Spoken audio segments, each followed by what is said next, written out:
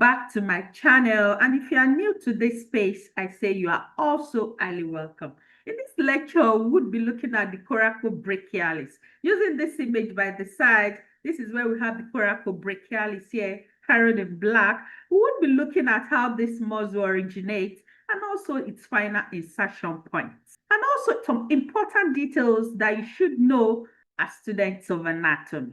The coracobrachialis is seen to lie deep to the biceps brachii muscle, although it is positioned proximally deep to this muscle. If you try to use this image by the side, this is where we have the coracobrachialis here. The coracobrachialis is one of the muscles that are located or seen in the anterior region of the arm. If you go back to our previous lecture on the muscles of the arm, in that lecture we described that the muscles in the anterior compartment of the arm are 3 in number. While 2 of these muscles are embedded deep within the anterior compartment, the other remaining muscle is positioned superficially. The muscle that is positioned superficially is the biceps brachii muscle, while the 2 muscles that are embedded deep are the coracobrachialis and also the brachialis muscle. Even though the coracobrachialis is positioned deep to the biceps brachii, it is seen to be proximally positioned. While if you go more distally, is where we have the position of the brachialis.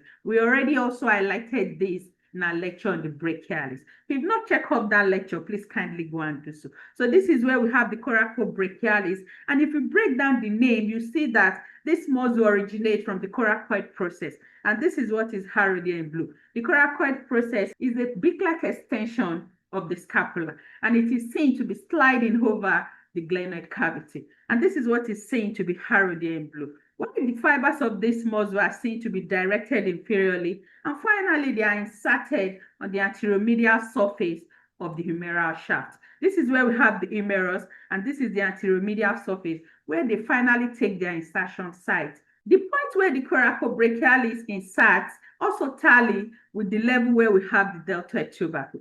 So let's try and illustrate more on how the fibers of the coracobrachialis emerge. Let's say this is where we have the scapula, and we know that the scapula has an indentation that is called the glenoid fossa or the glenoid cavity. This is what receives the head of the humerus in the creation of the shoulder joint or the glenohumeral joint. So at this point is where we have the creation of the shoulder joint. And looking at this arrangement, we have the fibers of the coracobrachialis emerging from the coracoid process of the scapula, and this is what is highlighted here in dotted red, and the fibers are finally inserted on the anteromedial surface here of the humerus. So this is the pattern by which they emerge, and also they are finally inserted. This kind of presentation is what is also seen at this lower image.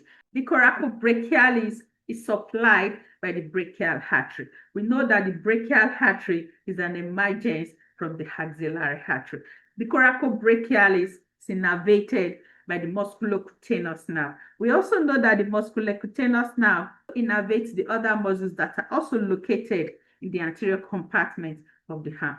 Now let's drive through the actions of the coracobrachialis. If you look at how the coracobrachialis emerge and also its final insertion site, you see that it will be exerting effect on the shoulder joint. We already also described this in details in our previous lecture on the biceps brachii, where we illustrated that the muscles crossing the different joints will be exerting effect on them. So we expect that the effect of action of the coracobrachialis will be exerted on the shoulder joint. This is just because this is the joint that it crosses. And the effect that it exerts is the flexion of the shoulder. And it is also seen to exert internal rotation or medial rotation. It also exhibits weak adduction. Now let's look at the applied anatomy. We can have a co-joint tendon. Co-joint tendon basically is a joint or shared tendinous attachment that is created by the tendon of the coracobrachialis and also the tendon of the short head of the biceps brachii. If you go back to our previous lecture on the biceps brachii, we illustrated in that lecture that the biceps brachii has 2 heads. It has a short head. It also has a long head. The origin of the short head of the biceps brachii is the coracoid process of the scapula. This means that the short head of the biceps brachii is sharing the origin site with the coracobrachialis. If you look at this image by the side, This is where we have the origin of the coracobrachialis, because this is the coracoid process of the scapula. The same point also creates the site of origin for the short head of the biceps brachimus. And this is what is highlighted here in green. Don't forget that the long head that is highlighted here in dotted blue originates from the supraglenoid tubercle, while the short head is seen to be sharing the same site of origin with the coracobrachialis. So this is where the tendon of this muscle are seen to form a co-joint tendon. And this is where they are sharing a common tendinous attachment. And this is very important in understanding shoulder joint injury when the conjoint tendon is injured. So thanks for watching. Let's continue to stay glued to my channel.